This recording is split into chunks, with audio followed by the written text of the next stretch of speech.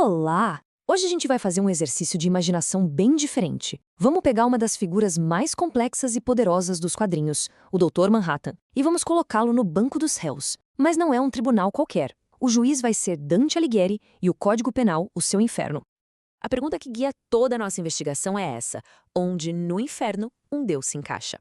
Um ser que vê o tempo todo de uma vez e controla a matéria, como é que ele pode ser julgado por um sistema moral feito para almas humanas? Vamos mergulhar nessa questão. E olha, o X da questão tá todo aqui. De um lado, a gente tem o determinismo do Manhattan, a ideia de que tudo já está escrito, que ele é só uma marionete que por acaso consegue ver as cordas. Do outro, o universo de Dante, que é todo construído em cima do livre-arbítrio. Aquele dom de Deus que faz cada um ser responsável pelas suas escolhas e pelo seu destino final. Beleza, com essa briga de ideias na mesa, nosso julgamento pode começar. Vamos investigar os pecados do Dr. Manhattan, um por um, para tentar descobrir qual seria a sentença dele. E a primeira acusação que a gente encara é essa tentativa constante do Manhattan de se afastar, sabe, de virar um observador neutro, de não se envolver com os problemas da humanidade. As próprias palavras dele, lá em Marte, parecem ser uma confissão. E isso o colocaria, em tese, no vestíbulo do inferno, junto com os ignavos, aquelas almas que em vida não fizeram nem o bem, nem o mal. Simplesmente existiram, sem deixar marca nenhuma. Só que essa acusação não cola. Diferente dos neutros de verdade, as ações do Manhattan tiveram consequências gigantescas. Ele, sozinho, venceu a Guerra do Vietnã. Ele mudou todo o equilíbrio de poder do mundo. Ele foi tudo menos insignificante. Então, essa acusação está rejeitada. Isso nos leva direto para a segunda acusação, a violência em massa. E aqui as provas são bem concretas e bem horríveis. Elas apontam para um dos lugares mais terríveis do inferno, o sétimo círculo. Durante o Vietnã, ele não foi um soldado, ele foi uma arma de destruição em massa com consciência. Desintegrou exércitos inteiros.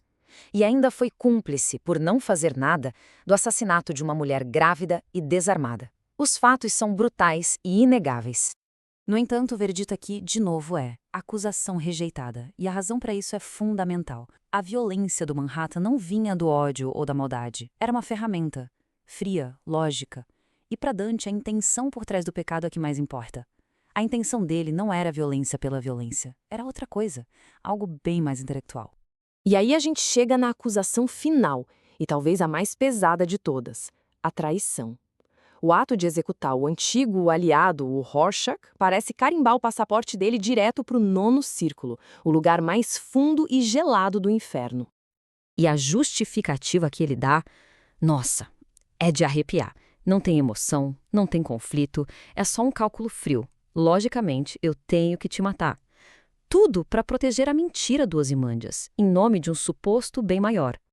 E, por incrível que pareça, essa acusação também é rejeitada. Por quê? Porque a traição, assim como a violência, não é a raiz do problema. É só mais um sintoma da sua falha moral principal. A fonte de todos os crimes dele está em outro lugar. Então, peraí. Se a neutralidade, a violência e a traição são só sintomas, qual é o verdadeiro crime? Agora sim, a gente chega no coração da acusação. O pecado do Manhattan não está no que ele fez, mas em como ele pensava. E aqui está. O verdadeiro pecado do Manhattan é intelectual. É a arrogância de se apropriar de um conhecimento que deveria pertencer só a Deus. Ele se coloca na posição de um falso profeta quando diz que conhece um futuro que não pode ser mudado. E a prova disso está escancarada na nossa frente. Ele se descreve como uma marionete, mas age como uma força decisiva na guerra. Ele diz que o futuro é imutável, mas ele mesmo o altera para mudar a política mundial. Ele diz que não julga ninguém, mas executa o Rorschach. Para Dante, isso não é só contradição, é heresia, é orgulho, é hipocrisia. No fim das contas, a gente conclui que esse determinismo dele não é uma verdade sobre como o universo funciona. É uma defesa psicológica super sofisticada.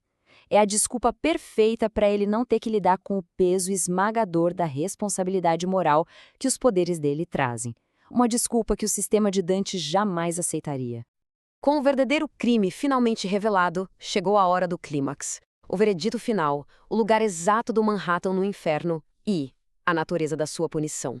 A sentença está dada. O destino final do Dr. Manhattan é o 8º círculo do inferno, na 4ª vala, um lugar reservado para os adivinhos, astrólogos e falsos profetas, aqueles que ousaram tentar enxergar o futuro, roubando uma função que era de Deus. E para a gente entender de verdade o peso dessa punição, precisamos conhecer um conceito genial do inferno de Dante, o contrapasso. É o princípio da justiça poética, sabe? O castigo é um espelho ou um contraste irônico do pecado que a pessoa cometeu. A punição se encaixa no crime como uma luva. E o contrapasso do Manhattan seria de uma ironia cruel e perfeita. O poder dele era ver todo o tempo de uma só vez. A punição, ter a cabeça virada para trás, forçado a olhar só para o passado. Ele se movia instantaneamente pelo espaço. Agora, está condenado a andar de costas, para sempre. Ele era o mestre de cada átomo. Agora é totalmente impotente para consertar o próprio corpo deformado.